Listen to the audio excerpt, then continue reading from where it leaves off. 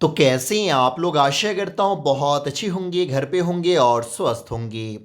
तो जैसा कि आप सबको मालूम होनी चाहिए कि अभी हम लोग का क्रैश कोर्स चल रहा है और आज क्रैश कोर्स का 13वां दिन होगा। इससे पहले मैं इंग्लिश का 12 पार्ट का वीडियो बना करके अपलोड कर चुका हूँ। अगर अभी तक आप लोग वो वीडियो नहीं देखे हैं तो कृपया करके प्लेलिस्ट में जाइए और सभी वीडियो को देख लीजिए ताकि आपके बोर्ड एग्ज़ाम की तैयारी अच्छे से हो सके।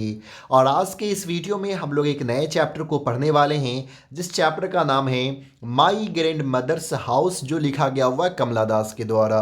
तो चलिए वीडियो को शुरू करते हैं, लेकिन उससे पहले आपसे एक छोटा सा रिक्वेस्ट है कि अगर आप हमारे चैनल पे पहली बार विजिट कर रहे हैं तो प्लीज़ चैनल को सब्सक्राइब कर लीजिए। वीडियो अच्छा लगता हो तो लाइक करना मत भूलिएगा और इस वीडियो को ज़्यादा से ज़्यादा अपने दोस्तों को ज़रूर शेयर कीजिएगा। तो चलिए मैं शुरू से ही बताते आ रहा हूँ कि एक चैप्टर से बोर्ड एग्जाम में क्या क्या पूछा जाता है। मैं आपको बता चुका हूँ कि आपको समरी पढ़ना है, समरी के साथ आपको ऑब्जेक्टिव क्वेश्चन, लाइन एक्सप्लेनेशन और शॉर्ट क्वेश्चन। तो इन चारों चीज़ को आज के हम लोग इस वीडियो में देखने वाले हैं। चलिए पहला को ये सबसे पहले हम लोग जो इसको देखेंगे वो समरी देखेंगे। और आप सबको मालूम होनी चाहिए कि समरी बोर्ड एग्जाम में 5 नंबर का पूछा जाता है। 5 नंबर का प्रोज से, 5 नंबर का पोइट्री से, यानी कि 10 नंबर का समरी रहता है। तो चलिए माई ग्रैंड मदर हाउस के समरी को देखते हैं। The poem my grandmother's house is written by Kamala Das. ये जो चैप्टर है माई ग्रैंड मदर्स हाउस, ये कमला दास के द्वारा लिखा गया हुआ है। In this chapter Kamala Das has described about her childhood. इस चैप्टर में कमला दास ने अपने बचपन के बारे में बताया है। When Kamala Das was small, she used to live with her grandmother at her home. जब कमला दास छोटी थी तो वो अपने दादी माँ के साथ उसके घर पे रहा करती थी। Her grandmother use to love her very much, और उसकी दादी माँ उसको बहुत ज़्यादा प्यार करती थी। When she was there everything around the home was very beautiful. और जब वो दादी माँ के साथ जो है वहाँ पे रहा करती थी तो घर के चारों तरफ सिर्फ और सिर्फ खुशियाँ ही थी, सुंदरता ही जो है सो फैली हुई थी। Both Kamala Das and her grandmother use to live happily. और दोनों कमला दास और कमला दास की दादी माँ वो एकदम खुशी खुशी वहाँ पे रहा करती थी। One day her grand mother died and she started living at different place. और एक दिन कमला दास की दादी माँ की मृत्यु हो जाती है और वो दूसरी जगह पे रहना शुरू कर देती है। कौन? कमला दास उस घर को छोड़ देती है और दूसरी जगह पे चली जाती है। But whenever she gets time, she comes at her grandmother house and feel the same love as she used to get. और जब भी उनको कभी टाइम मिलता है, जब वो दूसरी जगह जा चुकी है, तो कभी भी अगर उनको टाइम मिलता है तो अपने दादी माँ के घर पे आती है जो पुराना घर था, और वो वही प्यार महसूस करती है जो प्यार उनको पहले मिला करता था। But at the same time she is also very sad to see the condition of home. It is damaged from all these sides.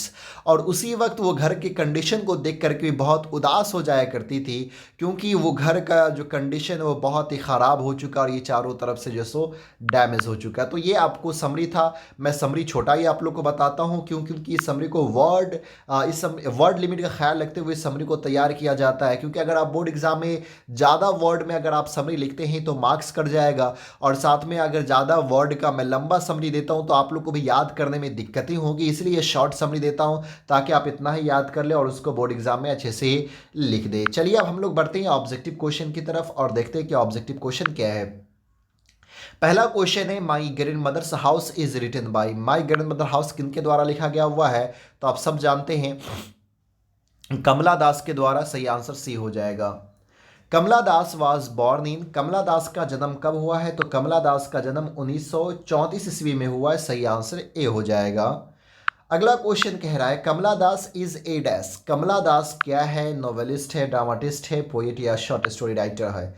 तो आप मालूम होनी चाहिए अगर बायोग्राफी पढ़े तो कमला दास जो है वो पोएट भी है और शॉर्ट स्टोरी राइटर भी, यानी कि कविता भी लिखा करती थी और कविता के साथ साथ छोटी छोटी कहानियां जो होती है वो भी लिखा करती थी, यानी कि सही आंसर सी हो जाएगा।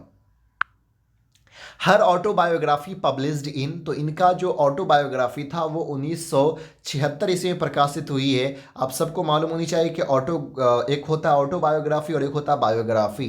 बायोग्राफी हम लोग उसको कहते हैं जैसे कोई व्यक्ति है, जैसे यहाँ पे मान कर चले कमला दास ही है, और अगर कमला दास के लाइफ पे कोई दूसरे राइटर किताब लिखेंगे तो वो मेरा बायोग्राफी कहलाएगा। लेकिन अगर कमला दास अपनी लाइफ पे खुद जो है सो किताब लिखती है तो इसको हम लोग क्या कहते हैं, ऑटोबायोग्राफी कहते हैं। चलिए, तो ये भी अपनी लाइफ में एक किताब लिखे थे जो किताब 1976 में प्रकाशित हुई थी। The poetess in the grandmother's house beg at dash doors.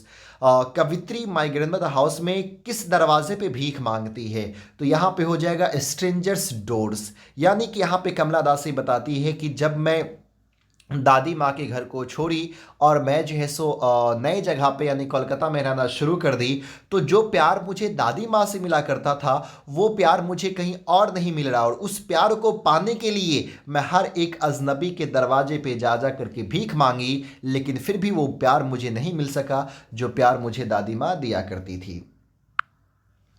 There is a house now far away where once I received loved is dash from the poem।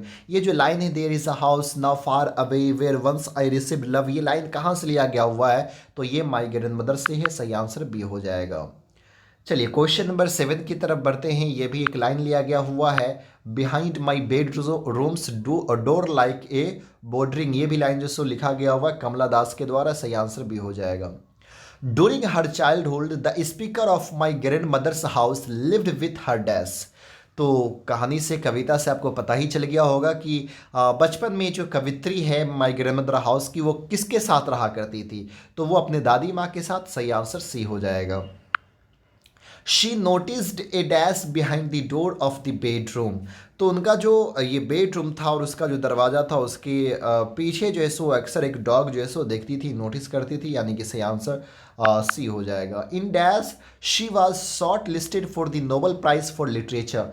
यानी कि कमला दास का नाम नोबेल प्राइज़ के शॉर्ट लिस्ट में कब आया था? तो 1984 ईस्वी में आया था। यानी कि 1984 ईस्वी में होता है ना, हर साल 3 जो है सो शॉर्ट लिस्ट में नाम आता है कि इस साल लिटरेचर में इनको अवार्ड मिल सकता है, इन तीनों में से किसी एक को। तो 1984 ईस्वी में कमला दास का भी नाम जो है सो शॉर्ट लिस्ट में आया था। हालांकि उनको नोबेल प्राइज़ नहीं मिल पाता है, लेकिन शॉर्ट लिस्ट में नाम ज़रूर आया था। समर इन कोलकाता, ये सारी किताबें जो है ये किनके द्वारा लिखी गई? तो किताब का नाम आप लोग याद कर लीजिएगा। तो ये सारी किताब जो सो कमला दास के द्वारा लिखी गई है, यानी कि ए हो जाएगा। अगला क्वेश्चन है, summer in Kolkata was published in. तो 1963 ईस्वी में समर इन कोलकाता हुआ था। साइरेंस 1964 में, डेसिडेंट्स 1967 में, old play house and other poems, ये कमला दास के द्वारा इनकी सारी किताब बहुत ज़्यादा दिया गया हुआ है। और ये किताब जो प्रकाशित हुई थी 1973 ईस्वी में।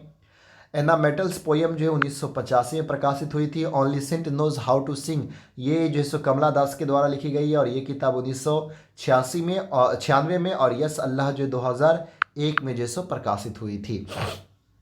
Kamala Das is dash is and dash poetess. तो कमला दास एक इंडियन कवित्री है। सही आंसर भी हो जाएगा। Kamala Das is talking about dash who is dead now. तो कमला दास किसके बारे में बात कर रही है? ग्रैंड मदर के बारे में, जो अब मर चुकी है। अगला क्वेश्चन कह रहा है question number 23, Kamala Das remembers the happy days spent in the sweet company of her dash. तो ग्रैंड मदर। और the house went into silence, woman जो वो लेडी जो थी, वोमैन जो थी मतलब उसकी दादी माँ, उसके मर जाने के बाद ही घर पूरी तरह से क्या हो चुका था? सन्नाटा हो चुका था, घर में छा चुका था। ये शॉर्ट क्वेश्चन है। शॉर्ट क्वेश्चन तो आप लोग को याद ही नहीं करना है। आप क्यों नहीं याद करना है? मैं आप लोग को पहले ही वीडियो से समझाते आ रहा हूँ कि शॉर्ट क्वेश्चन याद नहीं करना है। अगर इसको समझना है क्यों नहीं याद करना है तो आप लोग पिछला वीडियो ज़रूर देखिएगा।